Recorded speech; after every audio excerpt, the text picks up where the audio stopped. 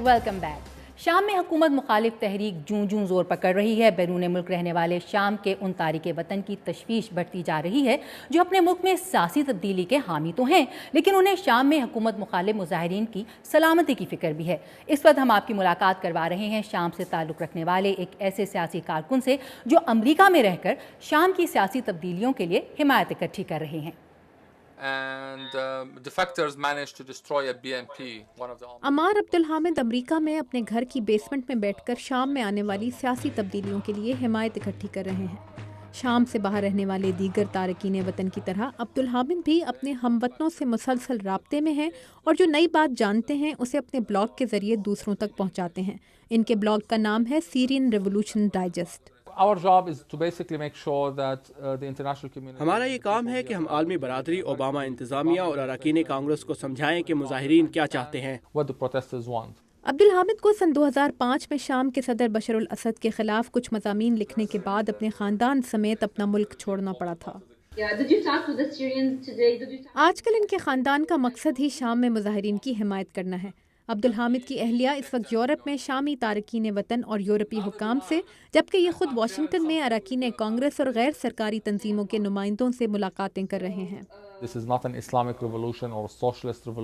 ये कोई इस्लामी, सोशलिस्ट या सरमायादाराना इनकलाब नहीं है। इसका ताल्लुक जिंदगी की बुनियादी ज़रूरतों, इंसानी वकार और खुद मुख्तारी से है कि अवाम को मुल्क की फैसला साजी का हिस्सा बनाया जाए।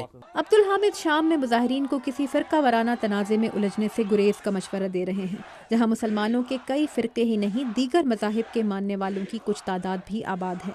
और ये खदशा मौजूद है कि सदर असद की हुकूमत के खात्मे के बाद शाम में भी इराक की तरह फ़िरका वराना तशद्दुद शुरू हो सकता है। यकीनन गलतियाँ और मसाइल हैं, लेकिन मेरे ख्याल में शामी मुजाहिरीन के कायदीन ने अपने लोगों को सही रास्ते पर चलाने और पुरअमन रखने की कोशिश की है। अपने ब्लॉग के जरिए ये शाम में सियासी तब्दीली की हिमायत कर रहे हैं, लेकिन इनके ख्याल में शाम की तब्दीलियाँ दीगर अरब मुल्कों की सियासी तब्दीलियों से मुख्तलिफ होनी चाहिए। हम मिस्र और ट्यूनिस जैसी फौजी हुकूमत नहीं चाहते, क्योंकि बावजूद इसके कि इससे लोगों की मुश्किलात में कुछ कमी आएगी, लेकिन मौजूदा हुकूमत का तसलसल ही किसी न किसी शक्ल में जारी रहेगा। इनका कहना है कि इनके लिए सबसे मुश्किल चीज़ उन लोगों से पैदा होने वाला जज्बाती लगाव है जिनसे पिछले चंद माह में इनकी मुलाकात चैट रूम्स और स्काइप के जरिए हुई है और जिनके तहफ़्फ़ुज़ की इन्हें फ़िक्र है। जेफ स्वाइकॉर्ड के साथ ताबिंदा नईम, उर्दू VOA। शाम के बाद अब जिक्र खित्ते के एक और मुल्क ईरान का, जिस पर आलमी बरादरी मुबैना एटमी हथियार न बनाने के लिए जोर दे रही है। ईरान ने इस मुतालबे का जवाब इनकार की सूरत में दिया है और कहा है कि वो यूरेनियम की अफजूदगी जारी रखेगा, मगर बाज़ तज्ज़ियाकारों का कहना है कि मगरिब अभी भी ईरान को एटमी हथियार बनाने से रोक सकता है। मोहम्मद आतिफ की रिपोर्ट। ईरानी इंतजामिया के एहलकार ये कहते हैं कि एटमी हथियार बनाना उनका हक है, मगर वो ये भी कहते हैं कि उनके मुल्क का ऐसा कोई इरादा नहीं। लेकिन माहिरीन का कहना है कि ईरान इस किस्म के बहाने बनाकर एटम बम में इस्तेमाल होने वाली एक अहम धात यूरेनियम की अफजूदगी जारी रखे हुए है और जल्द ही एटमी हथियार बना लेगा। यूरोपीय यूनियन के वज़राए ख़ारजा की तरफ से ईरानी तेल की खरीदारी पर पाबंदी आयद करने के बाद इदारे की foreign policy chief Catherine Ashton ने ईरान की जानिब से अपने प्रोग्राम को पुरअमन बनाने के बारे में कहा। अगर आप उनकी कम अफजूदा यूरेनियम की बात करें और ईरानियों से पूछें कि ये किस लिए है, मैंने ये बारहा पूछा लेकिन मुझे इसका कोई जवाब नहीं मिला। मार्क फिट्जपैट्रिक का ताल्लुक लंदन के international institute for strategic studies से है। वो कहते हैं कि ईरान एटमी हथियार बनाने की सलाहियत हासिल कर चुका है, मगर वो फौरन हथियार नहीं बना सकता। अगर ईरान एटमी हथियार बनाना चाहता है तो मेरा ख्याल है इसे ऐसा करने में 1 साल लगेगा। ईरान की एटमी तनसीबात इन जगहों पर बनी हुई हैं जिन्हें सैटेलाइट से ली गई इन तस्वीर में देखा जा सकता है। माहिरीन का कहना है कि ईरान न सिर्फ ज्यादा तेजी से यूरेनियम अफजूद कर रहा है, बल्कि अपनी तनसीबात को भी पोशीदा रख रहा है। ईरान यूरेनियम की अफजूदगी के काम को फर्दों के पहाड़ों में बनाई गई तनसीबात में मुंतकिल कर रहा है।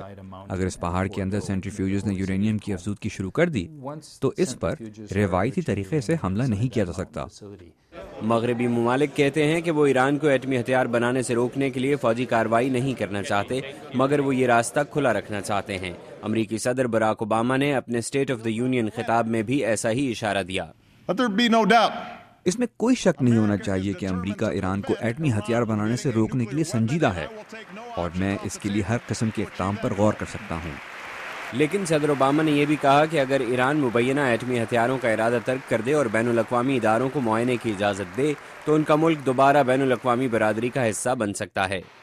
عالمی ادارہ برائے ایٹمی توانائی مذاکرات کا سلسلہ بحال کرنے کے لیے ایک وفد ایران بھیج رہا ہے۔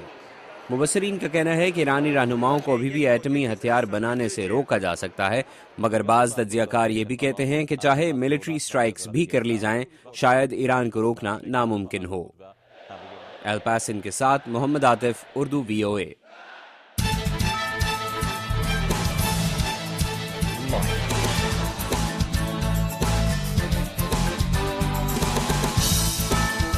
آج کی ٹاپ سٹوریز اور اس پر ماہرین کے تبصرے پروگرام ان دا نیوز میں۔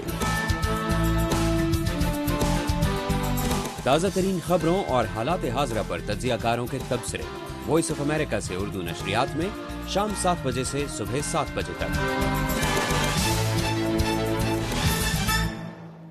اور یہاں پر ایک بریک، جس کے بعد ہوگی آپ کی ملاقات ایک مقبول امریکی فوٹوگرافر سے۔ Will be right back.